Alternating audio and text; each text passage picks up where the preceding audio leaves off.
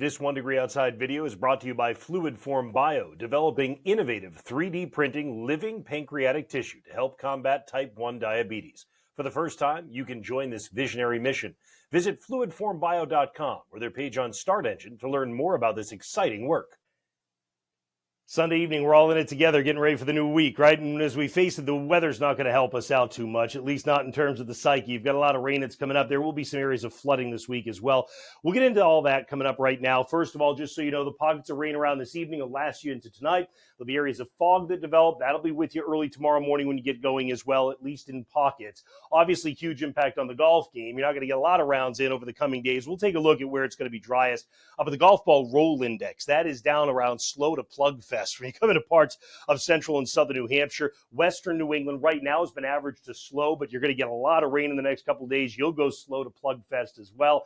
If you want to know more about golf, you're a golfer, have someone who is, we do a golf discussion every Sunday and Thursday, along with over 40 daily maps, including proprietary stuff we built, like the golf ball flight index, how well your golf ball fly at all different courses across New England. Check it out, patreon.com/1degreeoutside. You want to be a 1 Degree Outside enthusiast for access to that. Let's dive into the weather story. You get a big swirl in the atmosphere showing up on the water vapor satellite imagery. This is where the satellite has been finely tuned to pick up on water in the atmosphere, and that's what you see in whites, in greens, the drier air in yellow. So you can see there's plenty of drier air to be had. It's just not here. So the reason this setup's a little bit tricky is because there's a lot of energy that kind of revolves around these upper level storms. So every time energy comes through, it produces showers. Now in the beginning, when we're into this train of moisture, notice what it means. When we get to the evening and the overnight, the rain sets up shop in central New England, right down through northern Mass, central Mass, western Mass. Connecticut gets back into the downpours. They fill back into eastern Massachusetts in the overnight to tomorrow morning.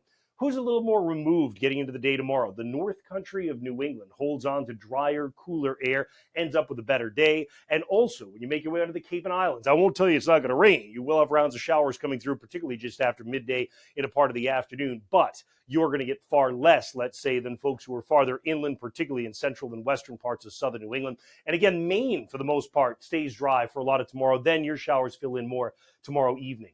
The thing of it is, as long as you've got that storm parked off to the south and west, you've got this counterclockwise flow of air around it, you just keep pumping the moisture in. So Tuesday, we're going to do it again. There's going to be pockets and rounds of rain. This time, though, it shoots all the way up across the Canadian border. We get into Wednesday, and the sun starts to break out. And the temperature goes up to 70, and we feel like maybe it's going to be all right. But because there's so much energy in the atmosphere, that sun, when it warms us up a little, just makes new scattered showers and thunderstorms. So actually, you might have more lightning mixed in on Wednesday than you do out of any of the days because you've got some breaks of sun that can warm you up first. Thursday, we get ready for another round of energy to come in. Now, if you have outdoor plans Thursday, that might end up being the best day of the week just because there's a breather between systems and we re-energize again heading into Friday. So this is a problem when it comes down to how much rain we're going to get. These amounts are pretty amazing when you come into parts of central, southern, and western New England, like half a foot of rain amazing in Connecticut. This is going to cause river flood issues.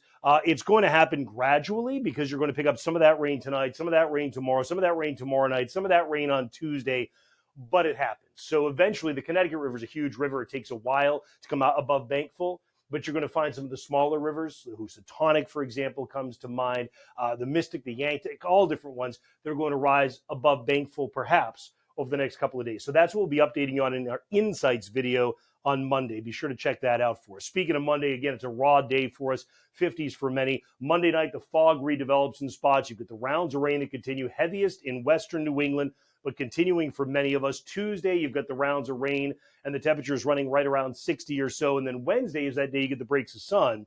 You get up maybe into the 70s, but all that does is bubble up new showers and thunderstorms. And Thursday, if we're going to see a little breather, it's going to be Thursday, even though there is still the chance of showers.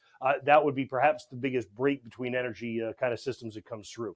You can check it all out and stay on top of it. That'll be important this week. If you have any type of outdoor plans, you want to try and get a break in there, we'll do our best for you with the hourly tab on our app. Also, over the next several hours, do the radar in past plus future mode.